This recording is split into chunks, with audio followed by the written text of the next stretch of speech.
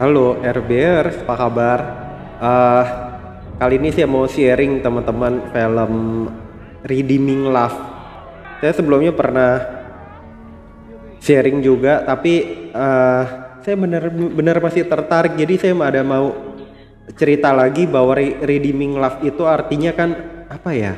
Redeem itu seperti penebusan ya, seperti menebus cinta, menebus cinta.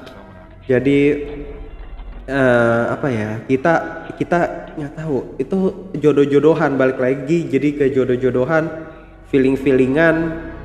Kalau eh, dari awal nih lelaki nih naksir nih cewek nih, dia ini pelacur si ceweknya itu, apa dianggap apa perempuan yang ya ini lelaki lah, di lelaki bisa bayar untuk bisa bercinta sama ini cewek. Dan cewek ini terkenal banget, namanya Angel apa. Jadi itu seperti ini, ada yang diundi, udah bayar pun diundi. Kemudian kalau ada yang bisa langsung masuk pun bayarnya mahal, kayak gitu. Jadi yang ngatur itu germonya gitu. Dan nih cowok nih naksirnya itu, dia cowoknya petani, naksirnya itu dia lagi tuh, Angelnya lagi jalan gitu, lagi dikawal ya, karena ini Garmo nggak mau sampai si ininya kabur atau kenapa-napa, jadi dikawal kan. Dia nanya si laki sama temennya, siapa itu, karena dia nggak main ke rumah bordil. Angel itu, kalau nggak keliru Angel loh namanya. Angel, kenapa? Dia suka pokoknya. Akhirnya dia cari tahu Angel itu di situ tinggalnya. Oke, dia ngelayanin lelaki. Oke, dia nggak peduli, dia mau nikahin. Makanya waktu itu dia bisa bayar masuk ke tempat bordil itu. Kemudian dia bilang dia nggak mau ngapa-ngapain, dia cuma mau ajak ngobrol. Kemudian apa yang kamu mau, kata si Angel. Saya mau ngobrol sama kamu, saya mau bersama-sama kamu. Jadi intinya dia mau ngungkapin dia mau nikahin Angel ini. Aduh, luar biasa tuh teman-teman. Oke. Tapi si Angel lama-lama itu berapa kali pertemuan, pikirannya jadi rada goyah juga. Akhirnya dia sempat bilang ke ibu ininya, apa tadi namanya, yang ini Germo. Oke, dia mau keluar, dia bilang nggak dikasih tuh, sampai dia sampai dia sempat dipukulin segala. Atau enggak, dia karena kalau dia mau keluar harus bayar. Itu nggak tega, apa masa bodoh, nggak peduli. Jadi ya itu seperti aset, seperti barang aja, barang dagangan. Si penjaga bodyguardnya juga nggak peduli kalau udah soal uang, karena kan dia dapat untung, dapat makan dari situ. Sampai nanti itu rumah bordelnya itu nanti akan kebakar. Dan itu semua seperti ada campur tangan kuasa Tuhan, kayaknya kayak gitulah ya. Udah mukulin orang, apa ngambil dari orang yang mau apa, dari ya orang mau lepas dari sana pun ditahan, kayaknya nanti kebakar. Itu kebakar juga karena si yang bodyguardnya itu dimarahin karena mukulin Angel sampai luka gimana gitu. Terus si Angel akhirnya pergi, dibayar sama si itu, si laki yang petani ini. Nggak tahu deh, saya lupa, pokoknya jadi dibakar. Dia kesel, si bodyguardnya malah ngebakar. Kemudian udah dibawa sama si petani pun dalam keadaan babak belur, udah disembuhin, diobatin si Angelnya itu. Nanti dia minta pergi, dia ngerasa masih seperti dia nggak mau sampai dikekang lagi, dia nggak mau sampai salah. Jadi pikirannya itu, jiwanya masih seperti error gitu. Padahal ini orang kan baik, dia jadi seperti berprasangka buruk itu teman-teman. Oke, dia bilang sampai lagi pergi gitu, dia jalan, dia kan pergi tiba-tiba dikejar, udah itu nggak mau, dia bilang dia nggak mau balik apa gimana, udah akhirnya kasih kendak bebas. Akhirnya yang pertama dia balik lagi, udah ngobrol-ngobrol-ngobrol, udah kedua lagi kejadian. Jadi dia, si laki ini punya saudara yang istrinya itu meninggal, istri si saudaranya, istri dari, jadi dia itu seperti kakak atau adik ipar ya, istrinya itu adalah adiknya dia, itu meninggal. Nah dia pernah ke rumah bordil itu, dia tahu itu siapa, itu pelacur itu. Dia bilang ke tuh perempuan, gila, teges-tegesan dia bilang, gak mungkin si Michael apa ya kalau nggak salah namanya mau sama kamu itu apa ya, nggak mungkin dah, dia bilang. Udah jelas-jelas si Michael ini yang nyelamatin kan, nih kalau saya nggak keliru semua ya, karena saya nge-review film itu ya udah rada lupa, pernah nonton itu udah rada lama. Jadi udah si Angel pikirnya goyah lagi, akhirnya dia mau pergi lagi kedua kali itu. Ya udah jadi waktu pagi-pagi itu sampai dipukul loh si iparnya itu sama si Michaelnya itu, karena masa kamu mau sama pelacur, apa dia ngatain si Angel pelacur apa gimana, dipukul gebuk. Itu istri saya, dia bilang gitu. Dia nikah, dia udah bilang dia nikah itu ini. Udah gitu oke, akhirnya pagi-paginya itu dia bilang kamu nggak layak disebut saudara. Kebesokannya itu akhirnya dia pergi kan, malah dimodalin, dikasih kereta, padahal itu dikasih ini, padahal itu orang udah habis-habisan main pelacur segala, kayaknya gambarin gitu. Jadi uang segala kayak habis. Yalah bayar gitu kan nggak murah. Kemudian udah gitu pagi-paginya tuh si Angel udah goyah pikirannya, ngelihat dia mau jalan cepet-cepet, dia mau ikut, dibilang kita nih ya, dia nih oke cepetlah ikut. Nah di tengah jalan dia pura-pura lapar, pura-pura istirahat gitu. Oke, dia minta bayaran kayak gitu lagi kan. Dia bertingkah, si lakinya ini, iparnya ini nakal. Apa yang kau mau cepet lakukan, dia bilang. Udah, saya mau tubuh kamu apa gimana. Ya udah akhirnya.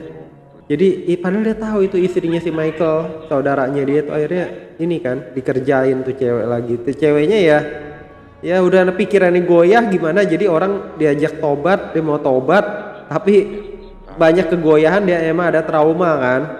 Digambarin waktu kecilnya itu ibunya itu dia itu anak yang nggak diinginkan ayahnya itu jadi ngawur. Nanti ayahnya gambarin bunuh diri sebelumnya itu karena jadi main sama anak kandungnya sendiri, dan dia seperti nggak enak banget, padahal tuh anak udah dia tolak segala. Nah ibunya itu sejak diinin ayahnya, ditinggal ayahnya itu, atau jadi butuh uang, jadi pelacur, jadi jajakan dirinya sampai sakit meninggal. Dia ngelayanin laki dari mana-mana, laki dari perempuan lain, akhirnya meninggal, sakit meninggal. Nggak seperti sekarang pengobatannya lebih canggih kan, zaman dulu tuh lebih susah banget kali teman-teman. Udah sedih banget sampai dia itu tadinya kan dia percaya Tuhan, dia pakai salib segala, dia Kristen kayak gitu kan. Itu salibnya dia lempar ke laut. Kelihatan tuh itu jatuh. Nanti di masa mendatang waktu dia mau selamat lagi, nanti dia mimpi yang nguatin dia itu salibnya itu dia bisa ngeraih kembali salib yang dia udah lempar ke laut. Jadi dia bangkit lagi seperti ngeliat cahaya. Tadi udah kedua kali kan sampai dikerjain iparnya, jadi hubungan badan sama iparnya. Yang ketiga kali itu kan, kedua itu dia diselamatin lagi, si Michael datang, dia dengar kabar di situ, di kota itu lagi, jemput. Sampai Michael berantem sama si Germo barunya karena Germo yang lama udah kebakar tempatnya. Si itunya di penjara apa meninggal, saya juga nggak tahu deh, yang bodyguardnya itu. Oke, yang 3 kali dia pergi lagi sampai akhirnya di perjalanan ketemu sama orang yang dulu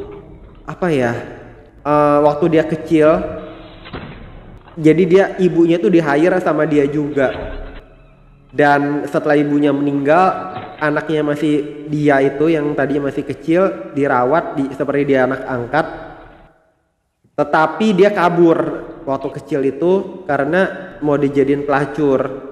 Udah diajarin tuh kehidupan pelacuran tuh gimana, kehidupan di rumah bordil bagaimana. Ada yang pengasuhnya dia suruh dia, kalau pergi deh, dia bilang ini nggak baik buat kamu. Si pengasuhnya dia dibunuh sama si germo lelaki waktu dia kecil itu. Dia ngomong antang tenang si germo laki tapi jahat. Ketemu udah waktu gede ketemu lagi udah disiksa di ini. Sampai sewaktu-waktu di acara itu, di suatu acara hiburan, dia bilang, di sini saya mau mengaku, di sini ada anak-anak yang disekap. Saya pun waktu kecil disekap sama orang ini. Wah, jadi timbul keberanian. Padahal dia selalu diancam, jam macem-macem. Kamu dipukul tiap kali apa. Jadi kan takut dia mau ngapa-ngapain. Itu teman-teman hidup tuh ya. Nggak perempuan keren atau nggak laki juga nanti ada masalah apa, semua kayaknya kehidupan tuh ada aja.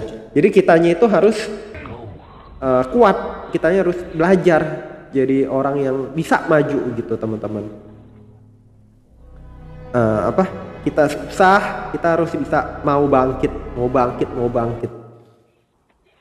sampai ya udah akhirnya si germo laki yang waktu kecil jadi dia pelacur itu, dia jadi anak angkat harusnya kan dididik dengan baik kan, disapi. Ini udah dia pikir perempuan, dia ngasilin, diminta untuk ngasilin uang, jadiin pelacur. Akhirnya setelah dicek bener itu ada anak-anak bawah umur. Akhirnya dia mau kabur gitu. Si Angel juga mau dipukul. Ada orang laki-laki kulit hitam langsung cepet patahin tangannya tuh lelaki germo. Kemudian dia akhirnya kabur. Si Angel juga udah mukul balik si germonya itu, jadi timbul keberanian. Bodyguard tuh germo juga dipukul. Orang-orang waktu dia si germo mau pergi keluar, dikepung orang-orang, digantung akhirnya. Bayangin tuh teman-teman. Jadi kehidupan tuh yang jahat kena, yang baik juga harusnya dia belajar. Karena kehidupan kan selalu belajar memperbaiki dari kesalahan-kesalahan yang terjadi. Begitu. Ya udah, akhirnya si Angel udah nggak enak banget, dia udah ninggalin, dan dia ninggalin yang terakhir karena dia dulu ngerasa punya anak, hamil, melahirkan. Kemudian ada kata-kata si germo lelaki itu yang bilang, saya akan meyakinkan bahwa kamu nggak mengalami ini lagi, nggak hamil lagi, karena waktu dia nggak hamil lagi. Karena waktu itu anaknya kan ditarik dan dia nggak mau itu sampai hamil karena ngurangin keuntungan dia, jadi dia nggak bisa kerja kan si Angelnya itu. Jadi dia ngerasa seperti rahimnya diapa-apain, makanya dia hubungan sama banyak lelaki itu seperti nggak hamil-hamil, apa dicuci otaknya apa gimana. Tapi nanti akhirnya dia punya anak. Itu teman-teman, kekuatan doa. Apa hanya di steril, kita nggak ada yang tahu. Kan itu dulu ada kedokteran, ada riset mungkin di tahun itu ada dimasukin spiral apa gimana ya rahimnya, tapi nggak diambil. Mungkin kalau diambil rahimnya juga lebih repot, atau rahimnya dilukain juga lebih repot. Bisa aja luka sembuh, kita nggak tahu. Ini juga hanya film ya, film bisa fiktif juga. Akhirnya yang dia karena pikiran keganggu. Nah kemudian waktu dia lagi hidup itu sama si laki, zaman waktu dulunya itu ada keluarga yang juga susah, juga dia punya anak perempuan yang baik. Dia bilang sama suaminya itu yang udah nyelamatin dia, kamu punya anak sama dia aja, karena dia ngerasa dia nggak bisa kasih kamu keturunan. Dia laki itu tetap imannya kuat, doanya kuat. Dia ngerasa dia punya firasat bahwa dia akan bisa punya anak dari si Angel. Jadi punya firasat yang kuat bahwa dia sangat mengasihi si Angel, mukanya kan cantik segala kan. Akhirnya si yang dia jodohin, si Angel jodohin itu, yang anak dari yang dia sempat bantu di perjalanan segala, dikasih lahan apa, bisa berkeluarga sama-sama, nikah sama ipar yang udah ikut ngerjain si Angel. Tapi tetap dia jadi mantau bahwa dia cerita Angel itu waktu dia minta Angel balik, dia nungguin kamu dan saya minta maaf dulu udah ingin kamu karena kamu seorang baik, kamu sebenarnya setia, cuman ya pikirannya itu dan ya kesan stigma ya. Jadi minta maaf betul-betul, apalagi tuh iparnya udah sangat mencintai kamu. Dia minta si Angel balik. Oleh kejadian dari yang Germolak itu udah digantung, dia akhirnya itu nggak mau balik itu karena malu, karena nggak enak dan dia belum dengar kabar. Dia nggak tahu keadaan si Michael tuh gimana, tapi akhirnya ketemu lagi sama iparnya itu. Iparnya minta ampun sama si Angel dan dia bilang Michael nungguin kamu, dia nggak kawin sama perempuan lain, dia nggak nikah sama perempuan lain. Udah akhirnya si Angel itu kan kerja di yayasan itu ya, bantu pengobatan orang-orang. Udah akhirnya ditungguin, katanya besok saya akan berangkat, kamu ikut ya, dia bilang gitu. Saya nginep di hotel itu. Besok si Angel nggak datang, akhirnya ditinggal. Tapi dengan kesadaran diri, si Angel akhirnya datang. Berapa hari kemudian pergi sendiri nemuin suaminya Michael itu yang udah nyelamatin dia waktu dahulunya. Michael yang sangat bersyukur, berterima kasih sama Tuhan. Kemudian akhirnya nunggu lagi, akhirnya punya anak. 2 anaknya digambarin kayak gitu teman-teman. Jadi tuh gambarin kan kekuatan iman, kekuatan cinta, penebusan atas